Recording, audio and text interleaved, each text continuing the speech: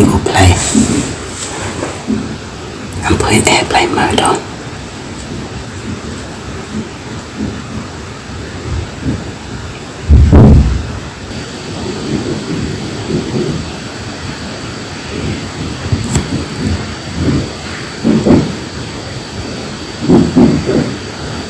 Once again right above the devices.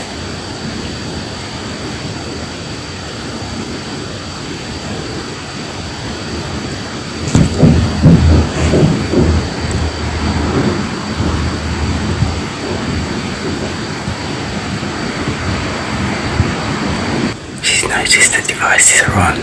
The device A12 is on. Let me check.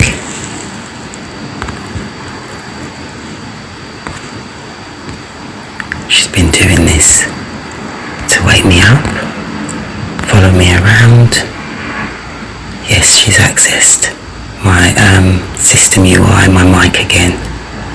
Every note, as soon as I turn, I'll start speaking, it stops because she's on my mic. Just like that. The software upstairs she's using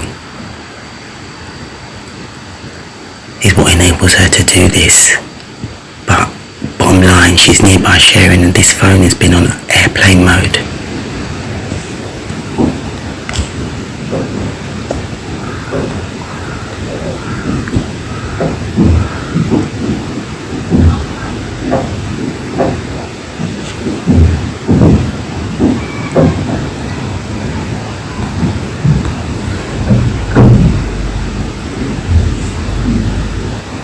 That was her front room door. That's what I hear quite often. This is witness intimidation. Still toggling airplane mode.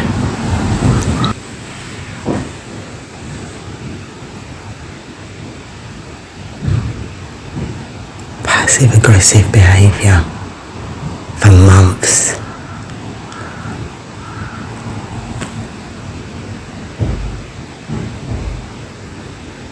All of that, and even though it's in the system, it escalates.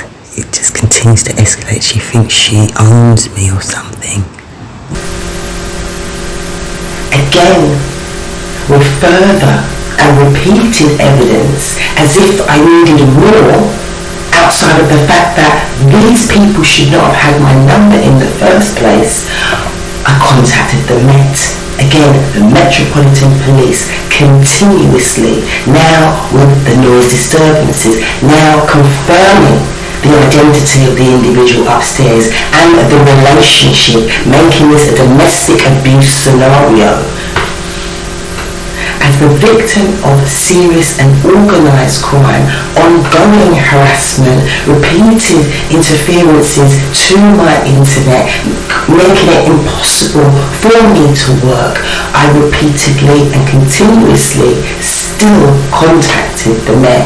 Eventually, they referred me to the community team. This was the response unit. They referred me to the community team and officers Rail, Comfort and Mustafa at Tulse Hill.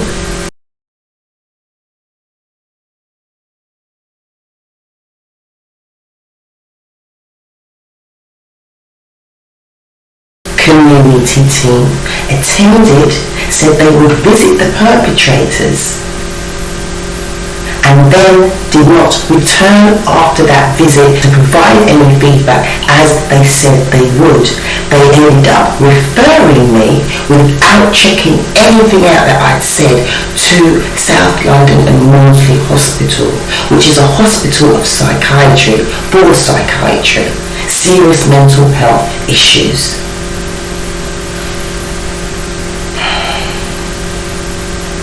I'm livid.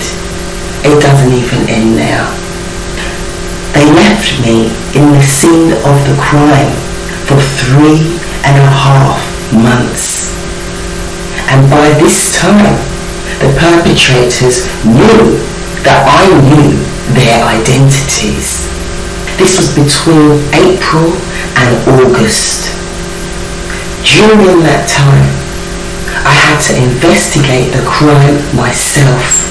Just like I had to find out who was causing the disconnections, who was sending me these malicious communications. And again, this is what was happening behind the scenes.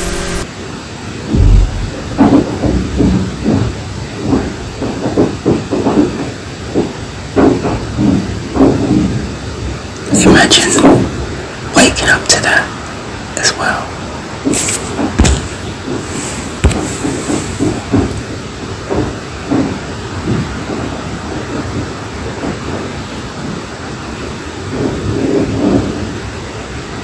It's constant.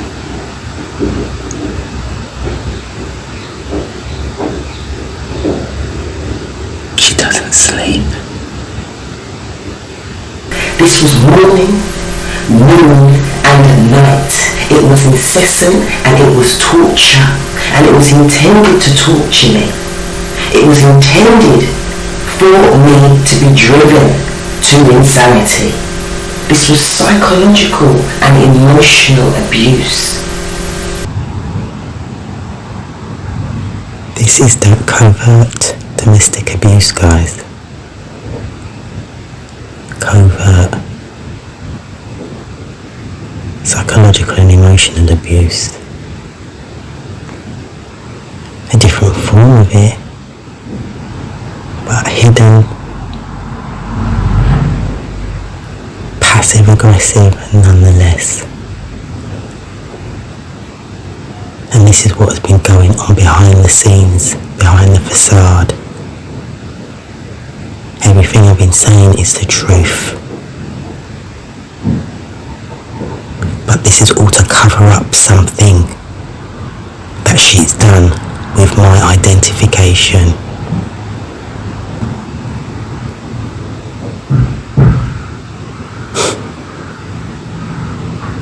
Wild.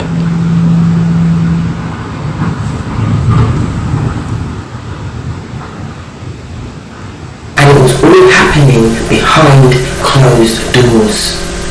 Continuous cries for help were ignored. In April, I had begun communicating with Helen Hayes. She's the Shadow Minister for Education, but she's also my local MP. I was in her constituency and her constituent, and I was relaying to her what was going on. Isn't that interesting? I was relaying to her what was happening to me.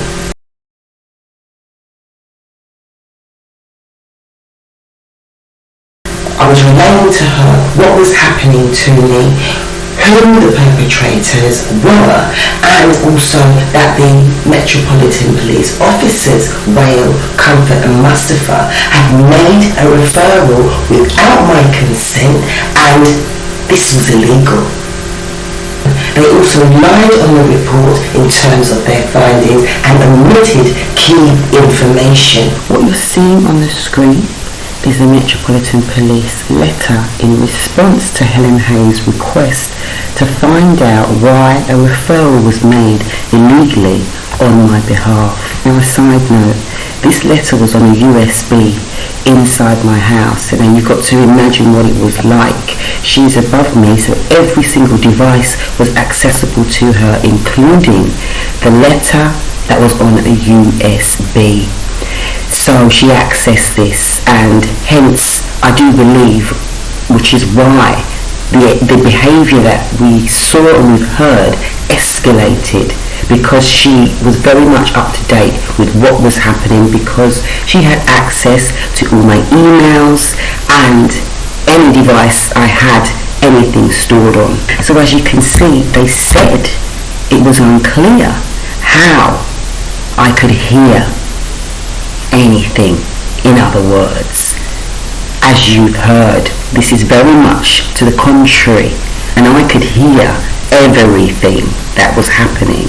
They said there was not a crime taking place. Again, on the contrary, as we can see, there was indeed crimes, plural, taking place, but they didn't care to check or investigate any of my evidence or any of the perpetrators, and on a base level, why they even had my number in the first place would have been a good place to start. And by that point, 3 numbers had been hacked and 3 devices, including Wi-Fi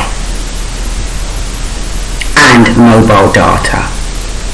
They blamed the condition, quote unquote, of my property, yet turned up at my property without an appointment. And at that point, when they turned up, 2 males and a female officer, Wael, Comfort and Mustafa, I hadn't even had a chance to get dressed. So I felt very vulnerable and at the same time relieved that they had come and I thought were there to help. In short, I was victimised further by the attending officers. They said I repeated myself. People, I am the victim in a serious and organised crime that had been going on at this point for months. I think I could be forgiven. However, they spent minutes with me, didn't go over specific details. As a victim who has reported a crime, to me, and I'm sure to the objective eye, that smacks of a lack of empathy and is victimisation. Further, by the people that are in positions to support you as a victim. They said I'd only met Miss Harrington 2 years prior. Indeed, she knocked my door brazenly during early COVID, when we were all advised not to leave our property, to social distance from people, and somehow, some way, she said her sheet had landed on my balcony. Now, people, she would have been watching me at this time, and at that point I'd already made the search to find out if I were a beneficiary in a will. I wasn't unfriendly, didn't know who she was.